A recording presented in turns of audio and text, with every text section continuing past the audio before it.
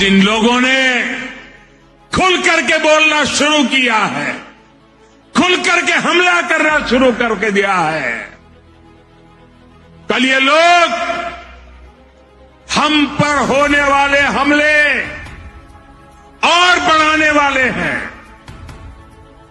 देश के कोने कोने में हर सनातनी को, इस देश को प्यार करने वाले को, इस देश की मिट्टी को प्यार करने वाले को, इस देश के कोटि कोटि जनों को प्यार करने वालों को, हर किसी को सतर्क रहने की जरूरत है। सनातन को मिटाकर ये देश को फिर 1000 साल की गुलामी में धकेलना चाहते हैं। अस्सलाम वालेकुम, आदाब। मैं मोहम्मद जाफर, सर्वधार्मिक मानव एकता विश्व शांति मंच प्रेसिडेंट। तो बहरहाल भारत के प्रधानमंत्री का यही जो अहंकार है, जो पूरी बीजेपी पार्टी को ख़त्म करने पे तुल गया है, इस तरह के बयानात जो वज़ीर आज़म दे रहे हैं नाकाबिले बर्दाश्त है। पूरे भारत के वज़ीर आज़म है आप, तो यहाँ पर जो तुम एक तरफा जो बात कर रहे हो, जो 1000 साल की ग़ुलामी की बात कर रहे हो, वाकई अगर से तुम लोग ग़ुलाम होते तो ये भारत पहली बात तो आज़ाद नहीं होता, अंग्रेज़ों के इसमें ही रहता। दूसरी बात, तुमको अगर ग़ुलाम समझता मुसलमान तो ये भारत पूरा मुस्लिम ममालिक हो जाता। सच्चाई बता रहा हूँ। मुसलमान मुस्लिम हुकूमत में जो सहूलतें हमारे हिंदू भाइयों को थी, वो सहूलतें कोई हुकूमत में भी नहीं आ सकती, ये खुली बात है। तो बहरहाल जो नफ़रत का जो बीज तुम लोग बो रहे हो और ये हरकत जो हो रही है, यही बीजेपी पार्टी को पूरी तरह से बर्खास्त कर रही है। नहीं तो और एक 5 साल बीजेपी को मिल सकते थे। तुम अपने आप को अवतार समझना, अपने आप को बड़ा भगवान बताना और मुसलमानों को खुलकर मुसलमानों से नफ़रत करना, ये जो हरकत हुई, ये तुम्हारी हुकूमत की बर्बादी इसलिए आई। और खुली बात है, अब कोई हुकूमत मजबूत होने वाली नहीं है, ये खुलेआम बता रहा हूँ। अब ना तुम्हारी हुकूमत एक मजबूत तरीके से चल सकती है, ना कोई और हुकूमत भारत में एक ताकत बनकर फुल मेजॉरिटी से आकर कोई हुकूमत नहीं बना सकता। भारत का वो हाल हो चुका है, ये सच्चाई है। तो जो नफ़रत का बीज जो तुम लोग बो रहे हो, ये तुम लोगों के लिए ही ख़तरा है, तुम लोगों का ही नुकसान है। तुम लोगों को दिख रहा, क्या दिख रहा? हम बहुत बड़े ताकतवर बन गए, हम जो चाहे कर सकते हैं, हम जहाँ बोले बुलडोजर चला सकते हैं, हम जो चाहे कर सकते हैं, ये लोग कुछ नहीं कर सकते।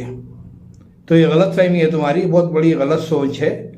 इसके अंजाम जो सामने आने वाले बहुत जल्द आएंगे, क्योंकि जिस तरह से आज आपकी लाइव सुनने में आ रही थी संसद के पास से कि 18वीं संसद का जो जिक्र हुआ, 18वीं लोकसभा का जो जिक्र हुआ, उसमें जो 18 को लेकर जो आप बताए हैं, 18 की ताकत के बारे में जो बताए। दूसरी बात यह है कि 18 का अपोजिट जो भी बताए आप, 9 होता है, बहुत सही है, मगर 9 का अपोजिट क्या होता है ये नहीं बताए। 9 का अपोजिट 4 होता है। और दुनिया में जो चौथी ताकत बनकर उभरी वो कुरान करीम है, जो 3 धार्मिक किताबों को लेकर चौथी किताब बनी, वो धार्मिक किताब कुरान करीम, जो पूरी दुनिया में उसका कब्ज़ा है, पूरी दुनिया पे। तो एक दिन ज़रूर पूरी दुनिया इस्लामी हुकूमत होगी और इस्लाम का ही झंडा लहराएगा, ये सच्चाई है। और जो इस्लाम में ताकत है, वो ताकत कहीं पर भी नज़र नहीं आती, ये सच्चाई है। क्योंकि आखिरी मज़हब जो पहले था वो आखिर में है, वही इस्लाम है। सनातन का मतलब सच्चाई है, इस्लाम का मतलब अमन और शांति, सच के साथ चलने वाला, अमन और शांति के साथ चलने वाला मज़हब सबको एक करने वाला, सर्वधर्म के साथ चलने वाला, वो है इस्लाम, जो आखिरी में वही हुकूमत कायम होगी पूरी दुनिया में। सच्चाई है। तो यही डर तुम्हारे को, खौफ बहुत ज़्यादा तुम लोगों को होता है, इसलिए तुम लोग बहुत ज़्यादा डर में है। और डरना भी ज़रूरी है, अच्छी बात है, मगर डर के जो बोगलाहट में जो उल्टे कदम, गलत कदम जो उठा रहे हैं, ये तुम लोगों के लिए बहुत बड़ा नुकसानदेह है। ये खुली बात है, क्योंकि किसी की हुकूमत नहीं रही जो तुम्हारी हुकूमत रहेगी। पहली बात तो सच्चाई है ना, किसी की हुकूमत नहीं रही, तुम्हारी हुकूमत कैसा रहती? तुम्हारी हुकूमत भी जानी है। और पहली बात तो भारत में कोई भी एक फुल मेजॉरिटी से कोई आ ही नहीं सकेंगे जब तक एक नई हुकूमत तश्कील नहीं दी जाएगी, यानी कि टोटल नई पार्टी बनकर उभरेगी। ये पार्टी वो पार्टी जो चल रहा है, जिस तरह का माहौल बना हुआ है हिंदुत्व को लेकर, जो हिंदू राष्ट्र को लेकर, हिंदू तो पहली बात तो कोई मजहब ही नहीं बनता, सिंहासन को एक धर्म जो लेकर चल रहे हैं, वो एक सच्चाई की तरफ लाता है। और सच्चाई की तरफ आने के लिए एक ही रास्ता है, वो है इस्लाम, जो हर वो धार्मिक किताबों से, तुम्हारी किताबों से साबित होता है। आखिरी मजहब इस्लाम है। जो कल की अवतार के बारे में जिक्र है, वो आक़ाए दो जहां मोहम्मद मुस्तफ़ा सल्लल्लाहु अलैहि वसल्लम है, जो सबको उन्हीं पर ईमान लाना है। यही सच्चाई है। अब मैं अवतार हूँ, मैं ही भगवान हूँ, मेरी पूजा करो बोले तो घेर लेते तुम्हारे, तुमको भी घेर लेते। तुम्हारे साथ जितने भी धर्म गुरु है जो तुमको हवा देते हुए एक दौलत की आड़ में हुकूमत में आकर अपने आप को भगवान साबित करने जा रहे हैं, ये तुम्हारे लिए ये भी नुकसानदेह है, क्योंकि तुम्हारे में उतनी ताकत नहीं, ना तुम्हारे पीछे जो धर्म गुरु है उनमें इतनी ताकत है कि खुलकर वो धर्म पेश कर सके। पेश ही नहीं कर सकते, क्योंकि सनातन धर्म पेश करने के लिए धार्मिक शक्तियों की ज़रूरत पड़ती है, जो कोई भी ऐसा धर्म गुरु तुम्हारे पास मौजूद नहीं है। ये खुलेआम दावा करता हूँ। उसके लिए धार्मिक शक्ति होनी ज़रूरी है, और पूरी धार्मिक किताब लेके बैठेंगे तो आप इस्लाम को ही आखिरी मजहब मानेंगे। यह हमारा खुला दावा है, खुला चैलेंज है। इसीलिए हम आप लोगों को शुरू से यही बताते आते हैं, या तो संविधान के मुताबिक चला जाए देश अमन और शांति के साथ, सबके साथ, सर्वधर्म के साथ मिलकर देश को चलाए, या नहीं तो एक सर्वधर्म संसद करो। ये हवा में बातें करना, पुकारा करना, मैं अवतार हूँ ये बोलना, और तुम्हारे कुछ धर्म गुरुआ भी इस पे आवाज़ उठाना, आखिरी हमारे मोती जी है, हमारे उन्नीस है, ये है, सबको बुला लेंगे, एक सर्वधर्म संसद करेंगे, सारे धार्मिक किताबों के साथ बैठेंगे, दूध का दूध पानी का पानी हो जाएगा। क्यों ये नफरत फैला रहे हो? क्यों गरीब को परेशान कर रहे हो? क्यों गरीब को संकट में डाल रहे हो? मेरे भाई, वाकई अगर से अब धार्मिक है, सच्चा मज़हब आपका सिंहासन है, आप मानते हैं, हम तो हर वो मज़हब की इज्जत करते हैं, मगर हमारा अक़ीदा, हमारा चैलेंज है, आखिरी मज़हब इस्लाम है। अगर तुम बता रहे हैं सिंहासन आखिरी मज़हब है, तो आओ, इसी पे सबको एक होना है, तो बिल्कुल धार्मिक किताबें लेके बैठो। कौन से आपके बड़े बड़े धर्म गुरु है बुलाओ, भारत में भी है जितने हैं, या दूसरे देशों में जाकर बैठे उनको भी बुलाओ, देखते हैं कितना पावर है। देख कर बैठ कर एक सर्वधर्म संसद करते हैं, सारे धार्मिक किताबें खोलेंगे और उसमें बैठ कर 40-45 दिन कॉन्फ्रेंस के जरिए हम सब चीज़ बताएंगे। खुद ब खुद मालूम हो जाएगा, दूध का दूध पानी का पानी हो जाएगा। सच्चाई क्या है, क्यों जनता को बेवकूफ़ बनाया जा रहा है, क्यों जनता को डराया जा रहा है, क्यों भारत की जनता है, हिंदू भाइयों को हमारे डराया जा रहा है, मुसलमान ये कर देंगे, मुसलमान वो कर देंगे। अरे जब हमारी हुकूमत थी तो हम जब कुछ नहीं करे, अब तो सब कुछ तुम्हारा है, हर चीज़ तुम्हारे हाथ में है, मिलिट्री, पुलिस, सब कुछ, कोर्ट कचहरी, कानून सब तुम्हारे हाथ में, फिर भी तुम डर रहे हैं, तो तुम बुज़दिल है। खुली बात है, यानी कि जनता को खाली एक बेवकूफ़ बनाया जा रहा है, धर्म के नाम पर, इस्लाम के नाम पर बेवकूफ़ बनाकर एक खेल खेला जा रहा है। तो इससे बचे, ये हरकत मना करें, ऐसा करो, सर्वधर्म संसद लगाओ, दूध का दूध पानी का पानी हो जाएगा। तुम अगर सच्चे रहेंगे तो तुम्हारा मजहब सब इख्तियार कर लेंगे, नहीं तो सीधा मुसलमान हो जाओ, दावत इस्लाम कबूल करके इस्लामी हुकूमत लाओ और खुद ही राज करो।